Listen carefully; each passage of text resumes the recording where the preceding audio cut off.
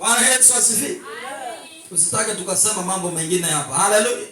Lakini nataka nikwambie vitu vilivyomezeshwa ambavyo wamemeza ni vya kwako, ni biashara, ni uchumi. Mwezi huu wa 3 nataka vikatapigwe kwa jina la Yesu. Wasio na kazi wakapate kazi, wasio na viwanja wakapate, wasio na nyumba wakajenge kwa jina la Yesu. Huyo choka wa kiukoo hana uwezo wa kupigwa, hana uwezo wa kuadhibiwa, hana uwezo wa kuchapwa, hana uwezo wa kutemewa mate ya damu ya Yesu, hana uwezo wa kukimbizwa, hana uwezo wa kukatwakatwa. Neno la Mungu ni upanga ukatao kweli. Upanga ukatao. Efeso sura ya 6:17. Neno la Bwana ni upanga. Waebrania 4:12. Neno la Bwana nini? Ni upanga. Amini hili neno. Halo? Yes.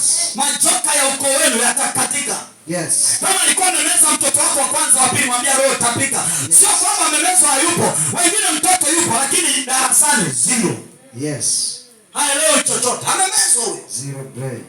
Sasa tunaposema maombi, mwingine anasema bwana mimi niko salama. Watoto wako na wewe natakiwa wote muwe salama kwa jina la Yesu. Yes. Yesu anasema mimi na nyumba yangu tutamtumikia nani? Bwana. Na wewe amua na watoto wako. Nikakwambia juzi, hujui yuko aliko analishwa nini? Hujui yuko aliko analishwa nini? Wengine hawako na watoto wao. Omba katika ulimwengu wa roho. Amen. Mungu akufungue.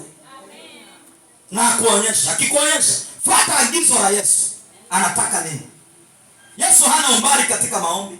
Uponyaji wake tumeona. Nimeombea watu wakiwa Marekani, nimeombea watu wakiwa Canada, nimeombea watu wakiwa Japan, nimeombea watu wakiwa South Africa wamepona.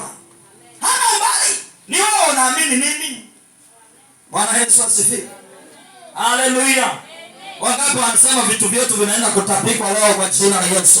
Acha vikatapikwe, majibu yakatapikwe, na sikatapikwe zilizofichwa. Ndio. Kwa nini? Tunao ujasiri katika neno. Yes. Simama kwa miguu yako. Mimi sina muda hapo, muda wangu umekwisha. Tutahubiri hapo, wengine wanaweza wakasinzia hapo. Amen. Lakini tunachotaka ni